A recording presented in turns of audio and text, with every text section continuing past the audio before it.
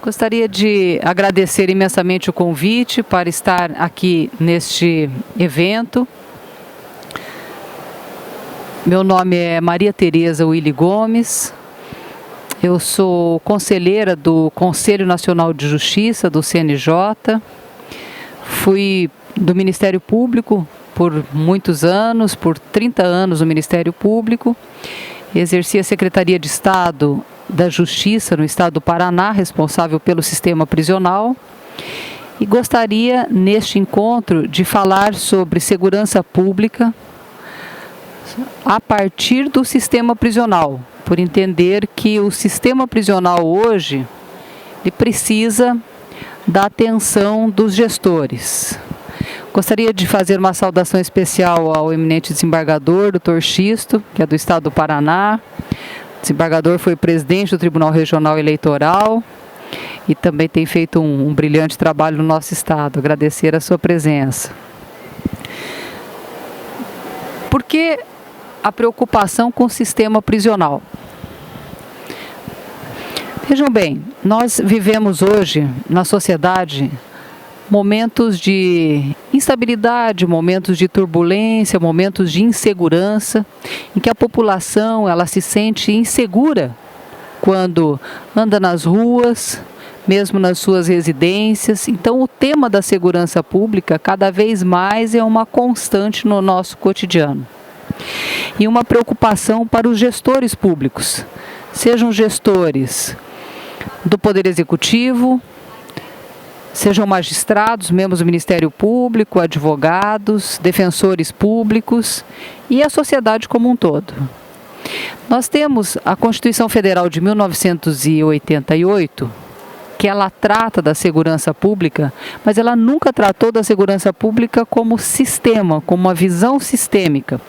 Assim como nós temos Sistema Único de Saúde, Sistema Único da Cultura e diversos outros sistemas em que se tem uma visão sistêmica, a segurança pública ela nunca foi tratada com essa visão sistêmica. Então, o que nós temos? Uma visão fragmentada, em que cada Polícia Federal, Polícia Rodoviária Federal, Polícia Militar, a Polícia Civil, cada polícia é uma polícia estanque, a Guarda Municipal, cada um que exerce a atividade de polícia o faz de forma isolada e nós temos uma dificuldade muito grande de integração, de visão sistêmica na segurança pública.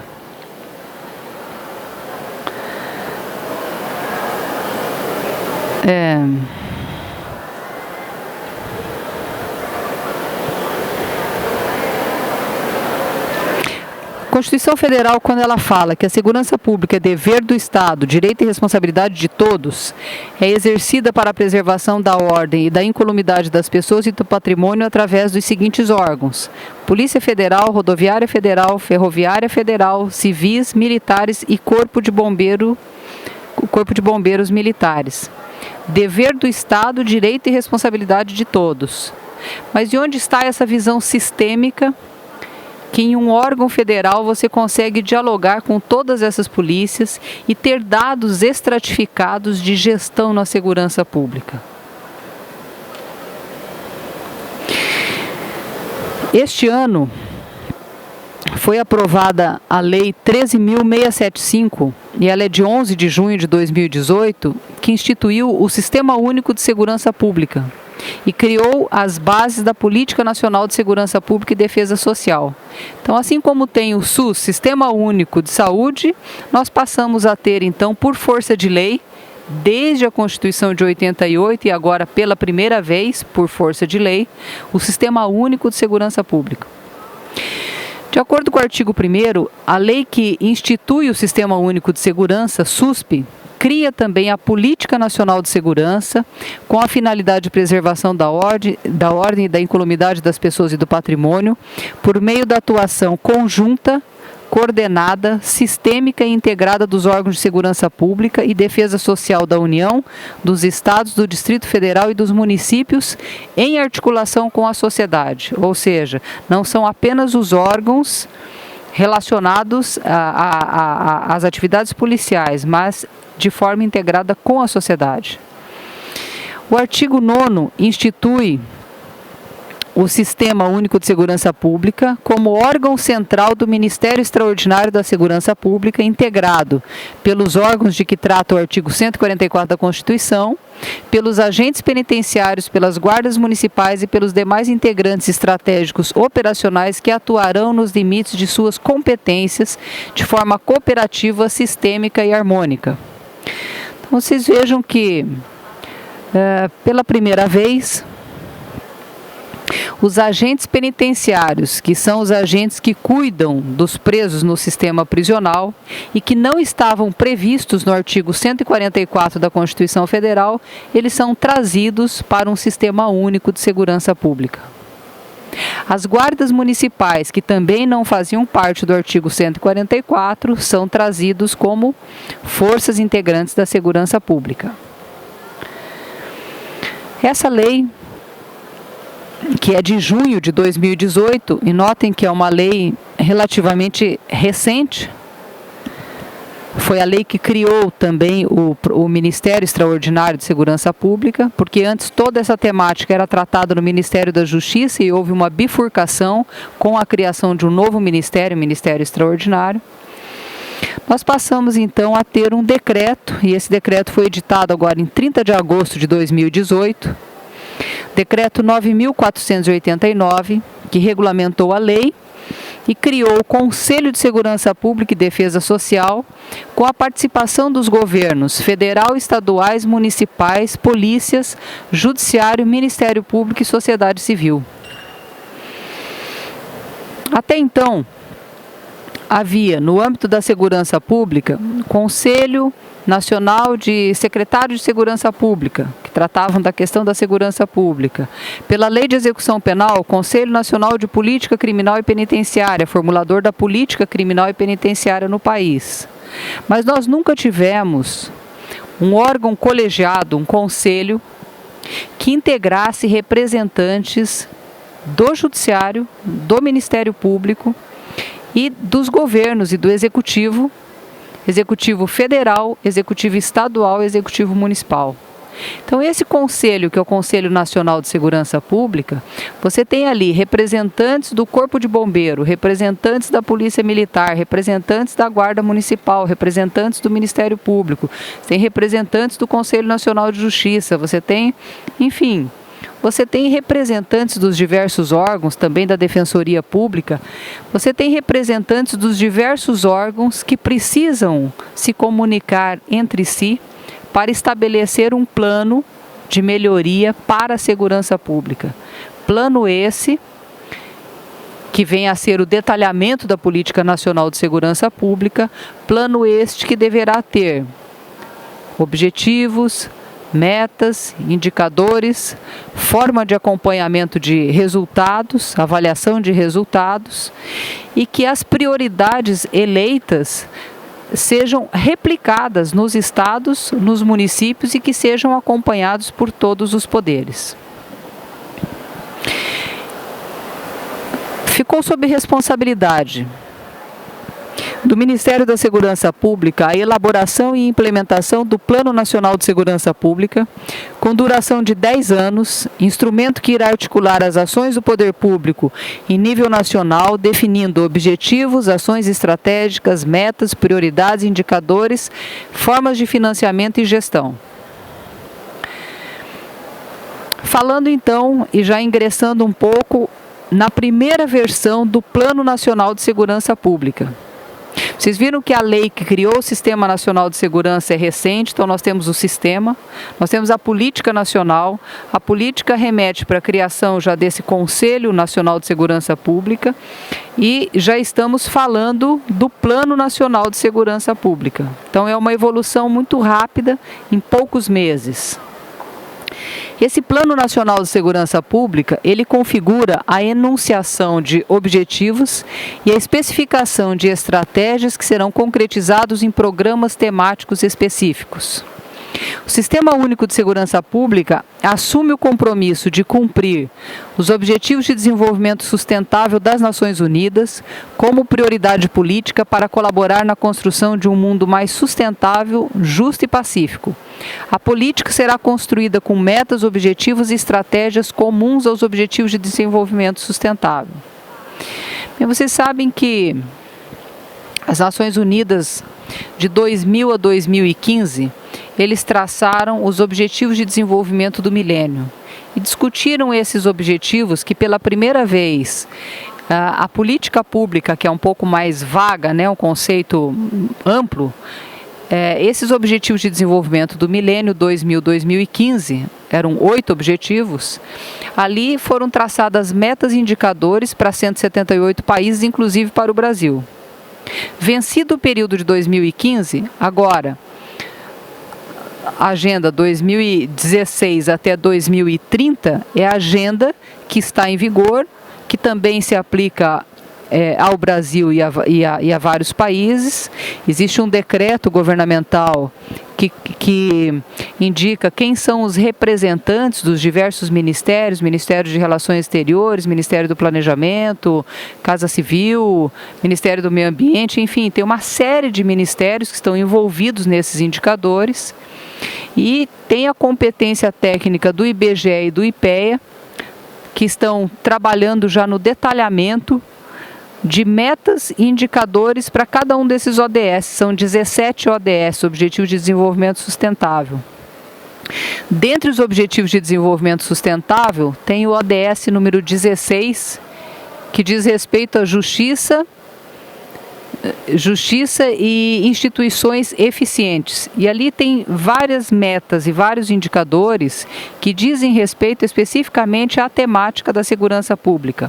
Como tem também o ODS número 5, que trata da questão das mulheres e violência contra as mulheres, que também tem mais uma série de indicadores. O que significa, então, que essa agenda, que é uma agenda global para vários países, acabou sendo interiorizada no Plano Nacional de Segurança Pública, e aí existe uma importância neste fator. Por quê? Porque na medida em que o Brasil precisa encaminhar relatórios internacionais dizendo o que ele tem feito na área de segurança pública, quais são os indicadores, quais são as metas, sejam federais, estaduais, municipais, qual é o caminho e como essas metas são mensuráveis, então você tem um alinhamento, né? Ou pelo menos uma correlação de dados e de indicadores que servem para vários países e também servem para o Brasil. O Conselho, que é este conselho a que me refiro, o Conselho Nacional de Segurança Pública e Defesa Social, já foi criado, foi instituído e já ocorreu a primeira reunião desse conselho. E esse conselho, na sua primeira reunião, já passou a discutir quais serão os objetivos e metas prioritários deste Plano Nacional de Segurança Pública, que será aprovado, será válido para os próximos 10 anos e terá indicadores, objetivos e mensuráveis. Ou seja, qual é o movimento que se espera dos grandes temas da segurança pública. No bojo deste plano, e na próxima semana, segunda-feira, haverá a segunda reunião do Conselho Nacional de Segurança Pública e Defesa Social, já para fazer uma revisão da primeira versão do plano, acrescentar novos elementos e então definir esse plano. A versão inicial apresentada na primeira reunião traçou alguns objetivos. O primeiro deles, que é o de reduzir homicídios e outros crimes violentos letais. Por quê? Esse indicador é um indicador universal que serve para todos os países para avaliar a violência. Número de homicídios dolosos, teve aumento ou teve diminuição? Que é a violência extrema, quando ocorre um número de vítimas. Ou seja, nós vamos conseguir diminuir o número de homicídios se a intenção é essa, qual é o percentual de redução desses homicídios que nós estamos esperando ano a ano e para os próximos 10 anos. E o que pode ser feito para reduzir o número de homicídios. 2. Reduzir todas as formas de violência contra a mulher, em especial as violências doméstica e sexual, e aprimorar o atendimento nas instituições policiais. Terceiro objetivo, aprimorar a governança e a gestão das políticas, programas e projetos de segurança pública e defesa social. Quarto, valorizar e assegurar condições de trabalho dignas aos profissionais de segurança pública e do sistema penitenciário. Quinto, fortalecer o aparato de segurança e aumentar o controle de divisas, fronteiras, portos e aeroportos. Sexto, ampliar o controle e o rastreamento de armas de fogo e munições.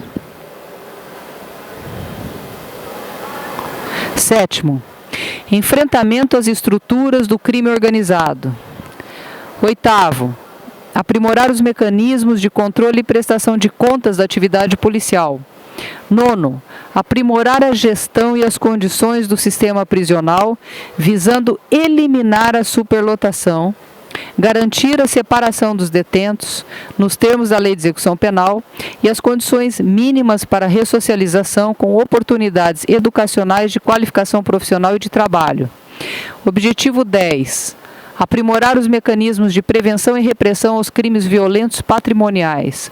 Objetivo 11. Fortalecer a atuação dos municípios nas ações de prevenção ao crime e à violência, sobretudo mediante ações de reorganização urbanística e de defesa social.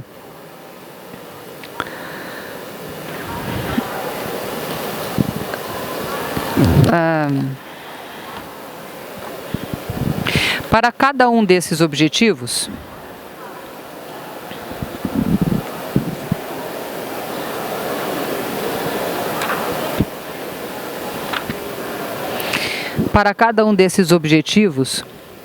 o Plano Nacional de Segurança Pública, pelo menos essa versão preliminar, que será objeto agora de análise e aprovação na próxima semana, para cada um desses objetivos, ela já traz uma série de subitens que já definem qual é a estratégia a ser adotada para cada um desses 11 objetivos.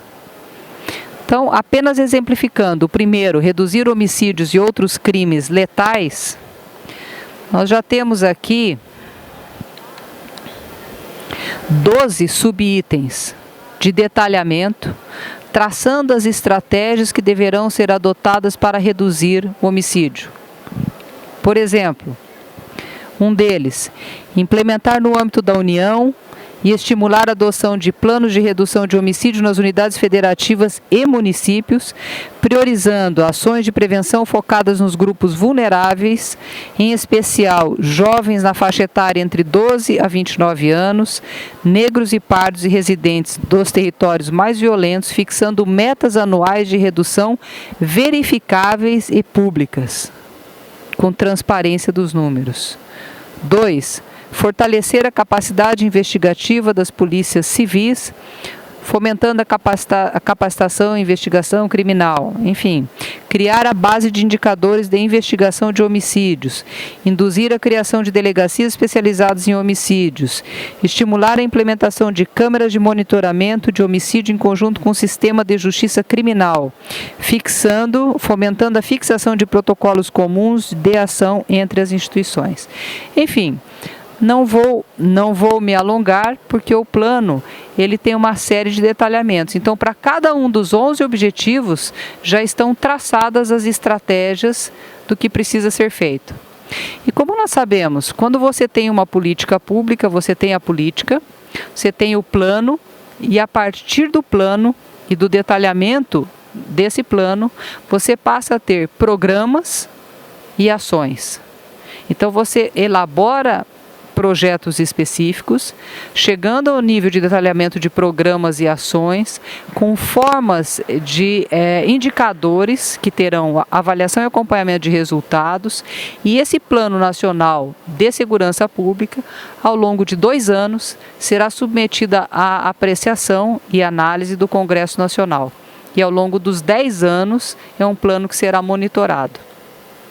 Então, o que eu estou a dizer aqui é que pela primeira vez, desembargador Xisto, nós estamos, no que diz respeito à segurança pública, nós estamos tendo um olhar diferenciado no que diz respeito à organização de dados,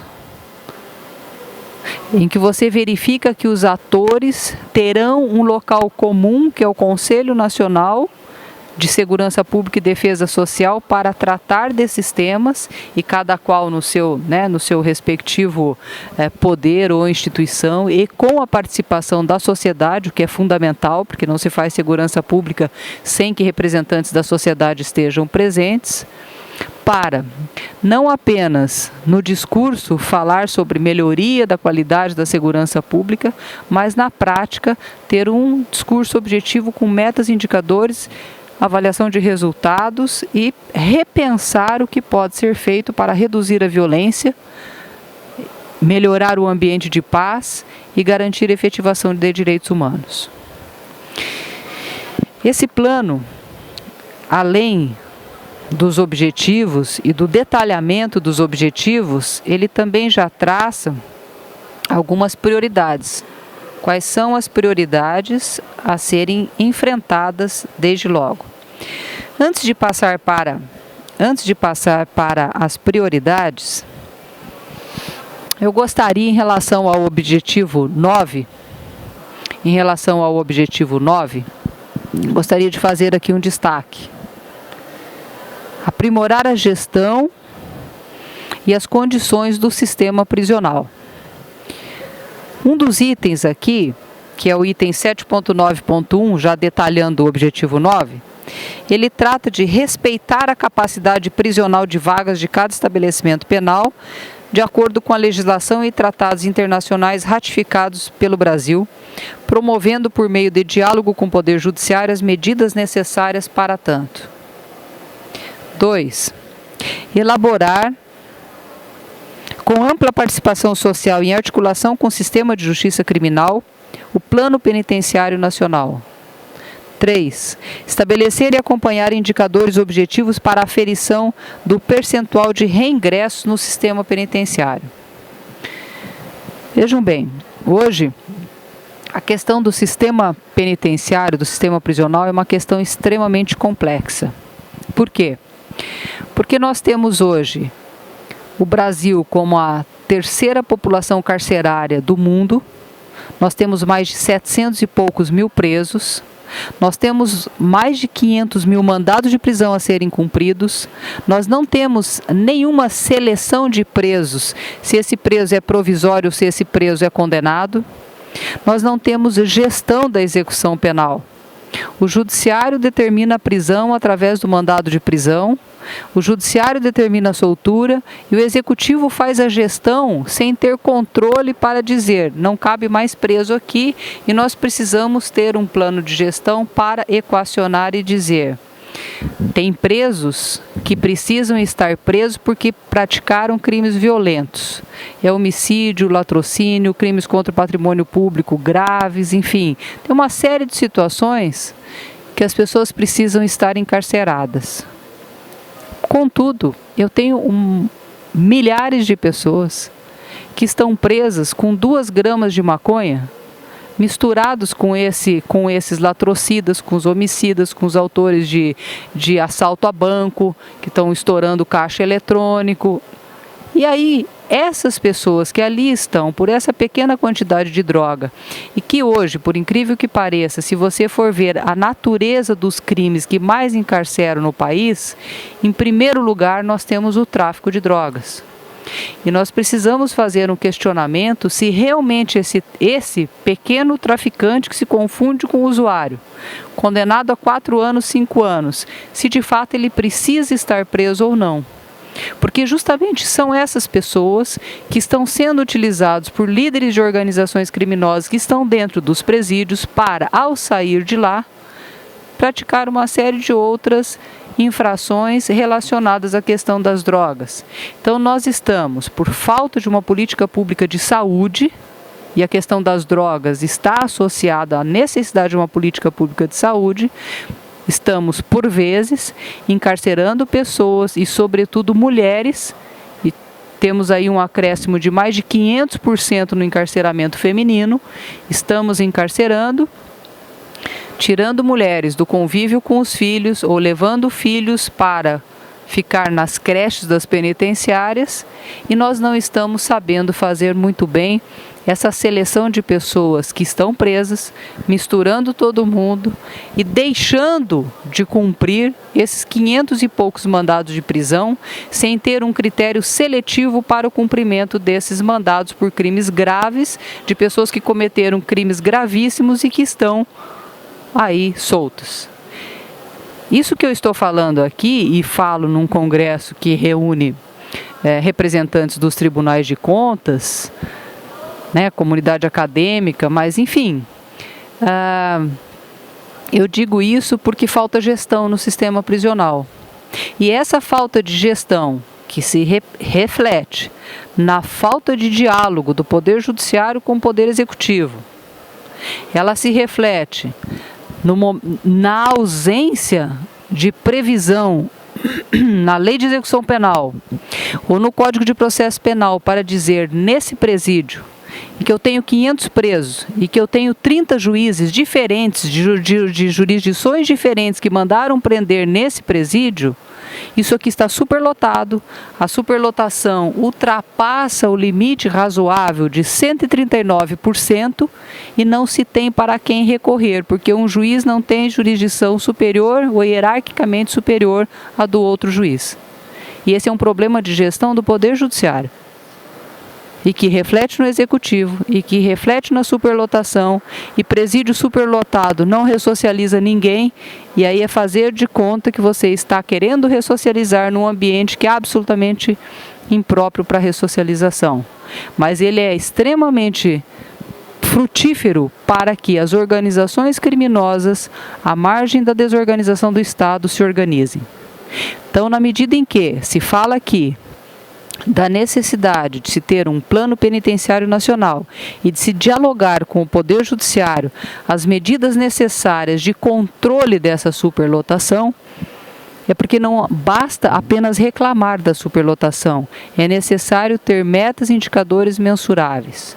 O Conselho Nacional de Política Criminal e Penitenciário, que é o órgão formulador de políticas públicas, estabeleceu uma resolução número 5 do CNPCP, estabelecendo que sempre que tiver uma superlotação superior a 139% de presos, ou seja, se cabem 8 presos na cela, tem 11, que o diretor do presídio é obrigado a comunicar ao Poder Judiciário para que o Poder Judiciário reúna os juízes competentes para pensar qual será o plano de desencarceramento. E aí vocês podem me dizer, mas a solução está no desencarceramento ou está na construção de presídios? Uma situação, ela não elimina a outra.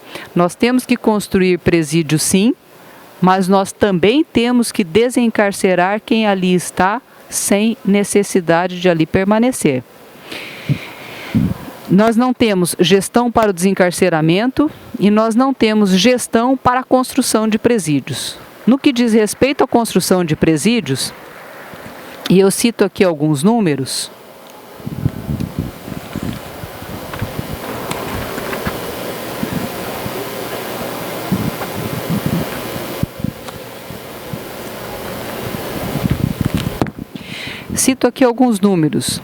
Ranking de presos no mundo, nós temos Estados Unidos com 2 milhões de presos, China com 1.600.000, em terceiro lugar Brasil com 726 mil presos. Vou fazer uma saudação especial à professora Ângela Costaldello, professora da Universidade Federal do Paraná e foi por muito tempo procuradora do Ministério Público junto ao Tribunal de Contas. Fazer uma saudação também ao professor da Universidade Federal, professor Kanayama, e agradecê-los aí por estarem, prestigiando este momento. Muito obrigada. No que diz respeito ao diagnóstico, então, do sistema prisional brasileiro, nós temos 40% de presos sem condenação, 38% no regime fechado e 15% no regime semiaberto. Temos hoje um percentual de mulheres muito significativo, já 42 mil mulheres. Agora, se você me perguntar, mas o sistema prisional ressocializa? Eu devolvo a mesma pergunta para que vocês façam a reflexão. Nós temos 12% da população prisional estudando e 15% trabalhando.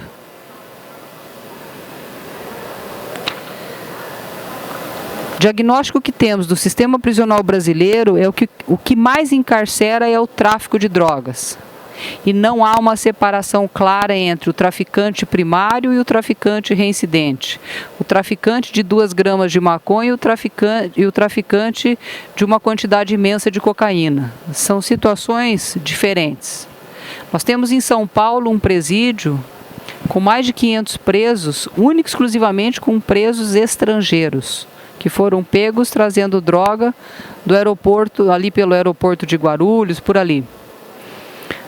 E se você fizer uma análise um pouco mais aprofundada de quem são esses presos estrangeiros, você verifica que 97% dos presos estrangeiros são atendidos pela Defensoria Pública da União, porque eles são transportadores de droga, eles não são os grandes traficantes.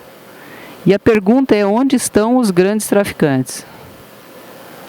E quando você fala em encarceramento do crack, por exemplo, que é uma droga barata e uma droga brasileira, eu confesso que eu não vi, pode ser que tenha, mas eu não vi nenhum processo dizendo onde é que foi feita a apreensão de um laboratório que faz essa mistura da cocaína em crack.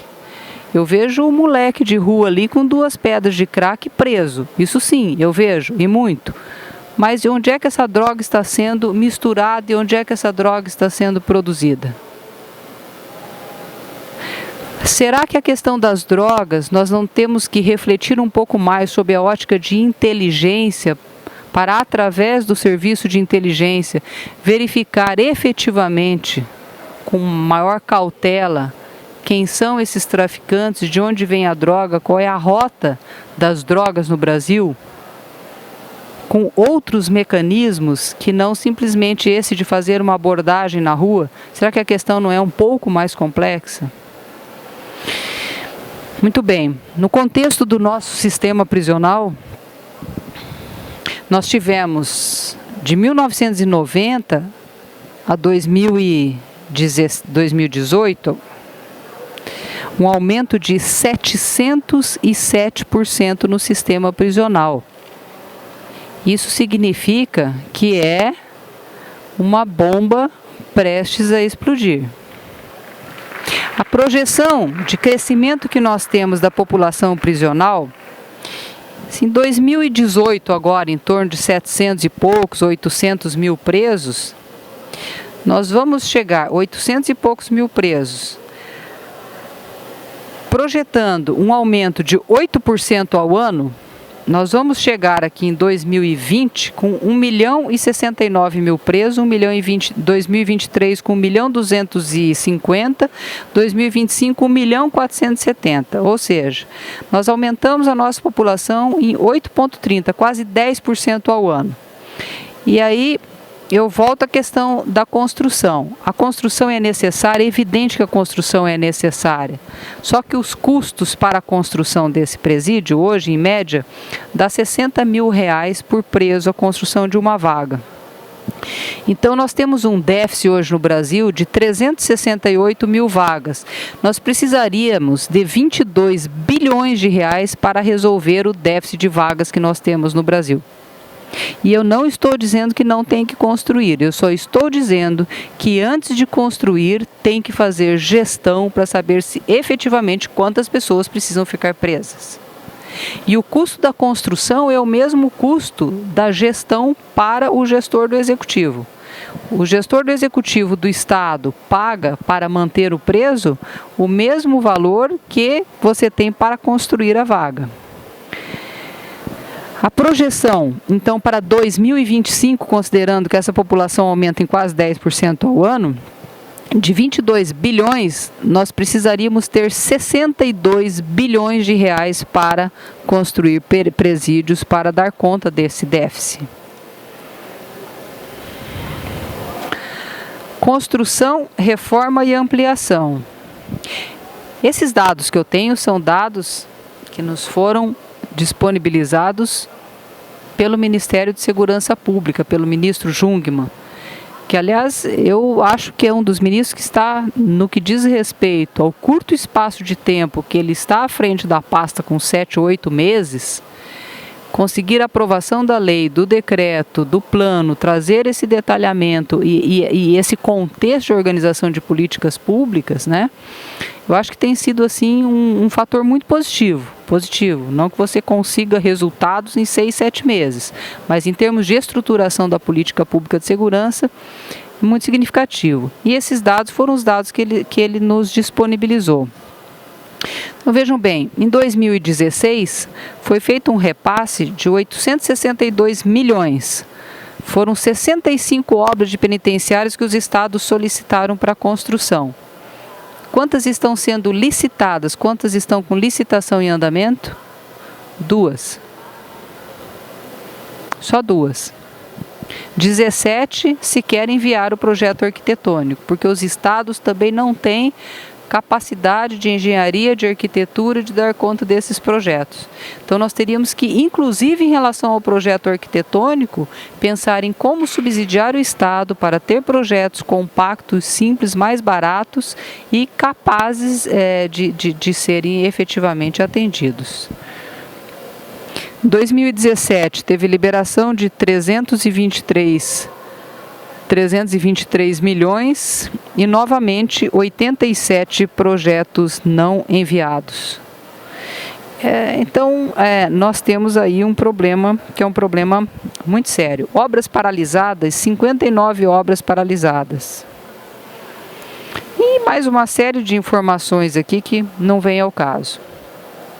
Se nós formos entrar num outro aspecto, que é um aspecto um pouco mais denso, das organizações criminosas que estão dentro dos presídios, e aí é possível até se fazer um histórico a respeito de onde surgiu o PCC, onde surgiu o Comando Vermelho, onde que surgiu outros grupos de organizações criminosas que hoje estão aqui no país, e não é o caso de aprofundar o tema a respeito disso, mas nós sabemos que existem. Nós sabemos que estão em todos os presídios brasileiros e em presídios estrangeiros. Nós sabemos que o telefone celular nos presídios é a forma com que eles se comunicam entre si e que, no mesmo momento em que estoura uma rebelião aqui, o outro presídio já está sabendo e, eventualmente, até já estão se organizando, né, para alguma outra ação. Nós temos que evoluir muito ainda no sistema e no serviço de inteligência das polícias, com mapa de calor para saber onde é que estão sendo feitas as apreensões de drogas, as apreensões de armas, a apreensão de armamento pesado, armamento de fuzis. Vejam que nós temos hoje no Brasil um estado, que é o estado do Rio de Janeiro, sob intervenção. E ainda assim, nós estamos tendo grandes dificuldades em relação a esse estado e sequer sabemos qual é o cenário, qual é o panorama para isso. E nós estamos também num momento de transição política em que estamos quase, né, no final aí do segundo turno aí das eleições, em que posições políticas em relação ao sistema prisional podem ser de uma vertente ou de outra vertente, mas percebam que a questão prisional está no cerne da discussão, tanto de um lado quanto de outro. E não vou dizer aqui qual é o melhor cenário e melhor caminho, até porque eu acho que todos os caminhos precisam de diálogo e precisam de construção de um caminho. Independente do que vier, o sistema prisional é algo que quem entra como governador, e dizia isso para a Ângela agora há pouco, você entra como governador, você entra como presidente da República, mas principalmente o governador, porque nos estados que você tem esse problema prisional de uma forma mais acirrada, você entra como governador e diz assim: eu sou um governador honesto, Sou um governador que não vou praticar nenhuma improbidade administrativa, não vou praticar nenhum crime contra a administração pública e vou fazer a gestão de acordo com a lei de responsabilidade fiscal, de acordo com a emenda do ajuste fiscal, enfim, a minha gestão vai ser corretíssima. Enquanto gestor, vou fazer tudo corretamente.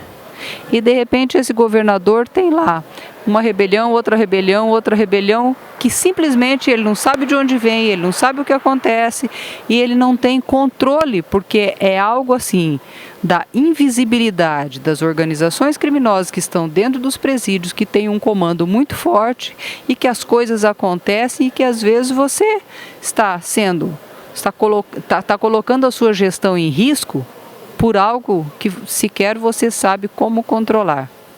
Então, preso matando preso, cortando a cabeça do outro, enfim, aquelas cenas de violência, aquela desgraça toda, que será que os gestores estão preparados para enfrentar crises como essa, que na medida em que a superlotação carcerária vai explodindo e ninguém está parando para debater a respeito da gestão, uma gestão rápida, um resultado rápido, o serviço de inteligência, você sabendo exatamente quem está preso, por que está preso.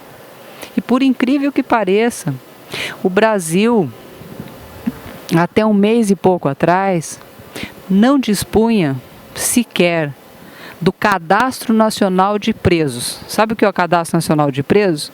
É o cadastro nominal de presos, para dizer fulano de tal está preso em tal lugar. Então, qualquer juiz do país que precisasse saber se alguém estava preso, ele precisava mandar ofício para todos os estados perguntando se fulano estava preso. É um absurdo. Esse é o absurdo do absurdo da desorganização do sistema prisional. Começa por aí. Se eu não sei quem está preso, se eu não sei o nome, e se eu não tenho e continuo não tendo a identificação biométrica dessa pessoa, para saber se essa pessoa de fato é essa pessoa, eu não tenho nem o começo do desenrolar desse problema para saber para onde eu vou. Então, quando eu falo em segurança pública, sem ter estratégia, sem ter plano, sem ter os indicadores, sem ter o que avaliar, sem diálogo entre a Polícia Federal, a Polícia Militar, a Polícia Civil, a Guarda Municipal e alguma coisa que seja organizada de uma forma metodológica, cada um fazendo o que quer do jeito que quer, isso tudo se reflete na insegurança da sociedade. Por isso eu acho que o tema da segurança pública é um tema extremamente importante e é um tema que não basta pensar na segurança pública naquele furto que aconteceu no sinaleiro. Não, não é isso. Estou me referindo a algo maior. Eu estou me referindo à necessidade de estudarmos a segurança pública a partir do sistema prisional. De saber quem está preso, por que está preso, quem nós estamos encarcerando, se estamos mesmo encarcerando bem ou mal, ou se nós estamos proliferando pessoas de uma massa de organização criminosa que depois ninguém mais vai ter controle. Porque 360 mil pessoas, além da capacidade dos nossos estabelecimentos, de fato, além de ofender a dignidade da pessoa humana, além de não ressocializar, porque nós não temos nem 20% desses presos estudando, será que precisam de fato estar ali? Sem critério seletivo para cumprimento de mandado de prisão de crimes graves? Nós podemos pensar em boas soluções, remissão pela leitura, acho que é uma coisa boa, muito boa, remissão pela leitura, educação à distância, inclusive nos presídios, regime semiaberto, monitoramento eletrônico, outras medidas alternativas à prisão, não são eficientes, vamos pensar na eficiência das alternativas penais, eficiência, eficácia, efetividade, enfim, que seja. Agora, o que nós não podemos é simplesmente fazer de conta que as coisas não estão acontecendo. E aí, quando você vê uma rebelião imensa num presídio, as pessoas se matando lá dentro, a gente fica se questionando. Claro, não que a responsabilidade seja nossa de estar encaminhando aquelas pessoas para aquela situação, mas enquanto gestores capazes de ter visão estratégica a respeito desse tema, eu acho que chegou a hora de discutirmos isso. Eu acho que chegou a hora do judiciário discutir isso de uma forma aberta. Chamar os juízes que são responsáveis por determinar a ordem de prisão e ouvir os juízes. Porque muitas vezes eles podem dizer, nós estamos prendendo porque a legislação é lá de 1940, ela está defasada e eu tenho que cumprir do jeito que está aqui. Ok, precisamos atualizar, vamos atualizar alguns dispositivos legais, vamos editar alguns atos normativos, vamos ver de que forma o Conselho Nacional de Justiça, que tem um departamento específico de monitoramento e fiscalização, pode contribuir, mas o que nós não podemos é deixar passar o que está acontecendo sem uma discussão mais aprofundada. Muito bem.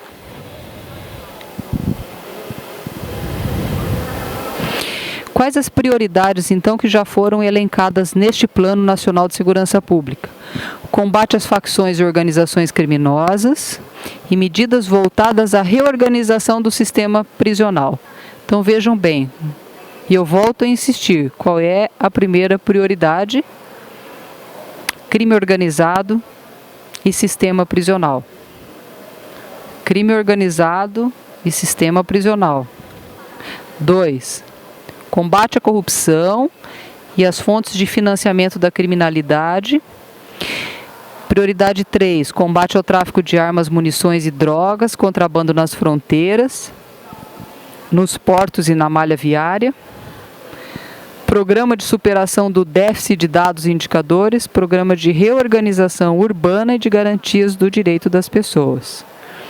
Prioridade 6, programa de incremento da qualidade de preparação técnica das polícias, programa de aperfeiçoamento da política penitenciária. Os principais órgãos envolvidos, enfim.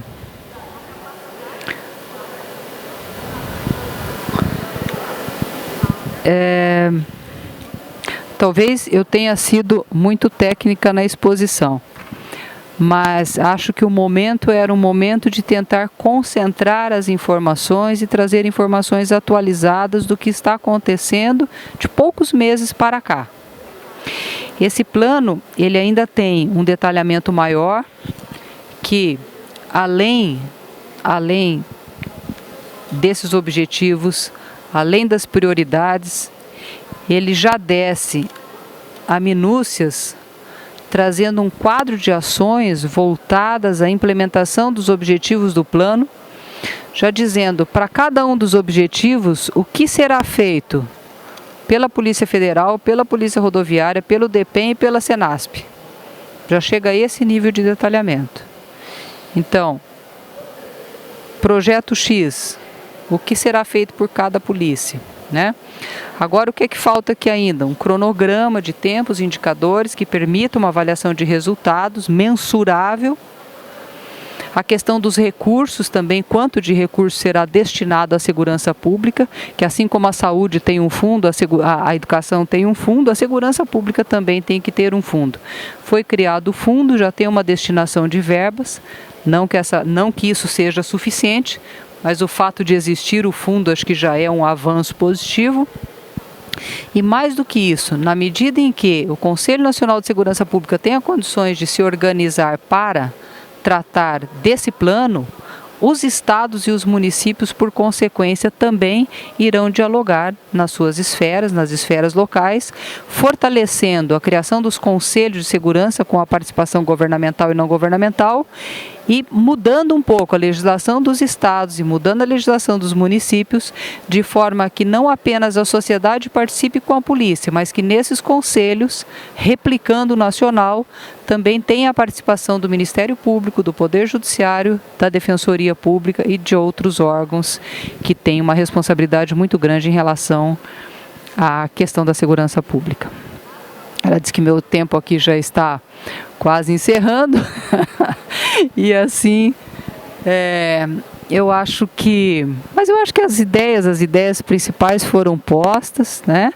Gostaria de me colocar inteiramente à disposição naquilo que for possível contribuir.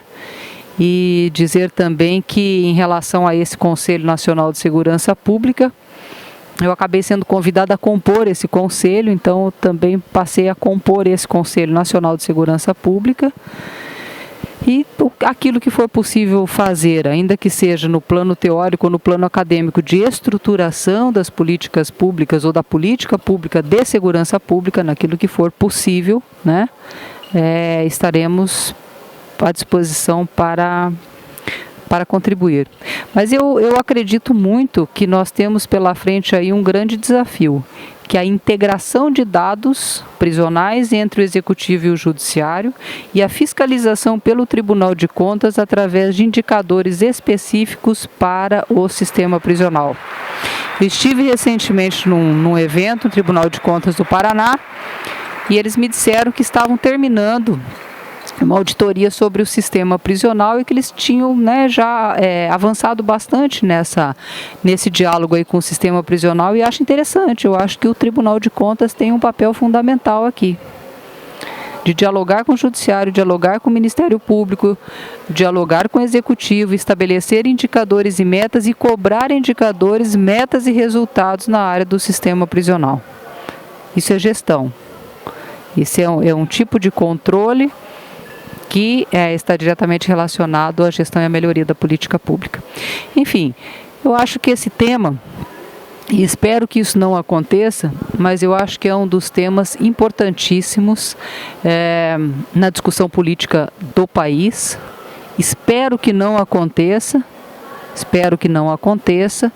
mas as rebeliões volta e meia acontecem, e quando elas acontecem é algo muito delicado. Eu passei por várias rebeliões lá no estado do Paraná, enfrentei várias rebeliões, e uma delas eu estava saindo da Secretaria de Justiça, estava indo para a posse de um desembargador no tribunal.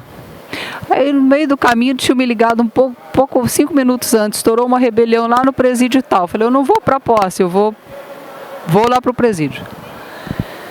Cheguei no presídio, o secretário de segurança também estava lá, com a polícia militar e tal. Ele me ligou, olha, a polícia militar vai invadir o presídio. Eu falei, por quê? Não tem mais diálogo, já tomaram o presídio e o BOP tem que entrar e tem que invadir o presídio. Eu falei, não, peraí, estou chegando em 5 minutos. E por sorte, eu estava chegando em 5 minutos.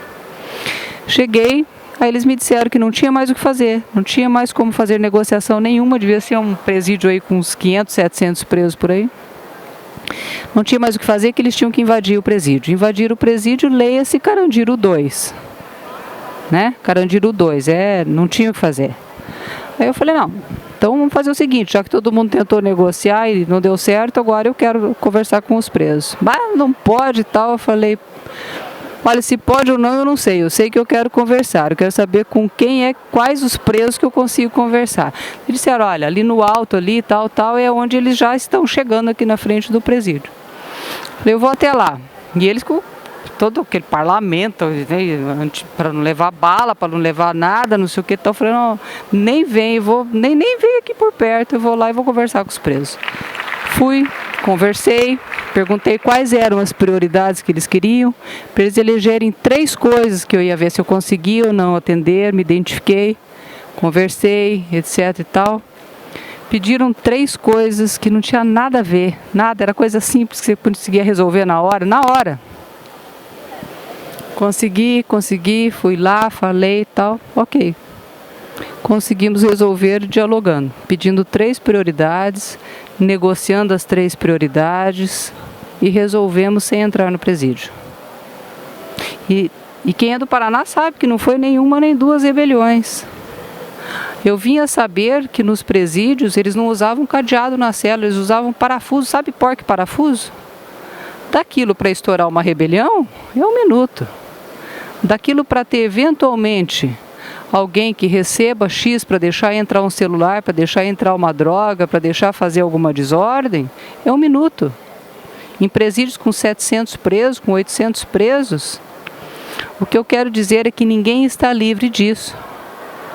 E ninguém está preparado, inclusive da magistratura e do Ministério Público, para receber um telefonema e falar assim, vai lá para acudir uma rebelião não sei aonde. E cada vez mais elas estão se tornando constantes. Esses números são números que assustam. E são números que exigem um diálogo muito fino e muito importante com o setor de inteligência do sistema prisional. E temos um mapa aqui, inclusive, de quantas pessoas tem das organizações criminosas X por estado. Tem esse mapa, a gente sabe, né? Então, assim, lidar com a invisibilidade de um problema extremamente complexo, mas que nós precisamos trazer para a agenda política e precisamos discutir. Não que alguém tenha uma solução pronta e acabada, porque não tem. E também não é um tema fácil de colocar à mão. Não é. Envolve uma série de outros interesses paralelos aí. Mas nós precisamos enfrentar e pensar em algumas alternativas que sejam melhores do que essa panela de pressão que está prestes a explodir a qualquer momento.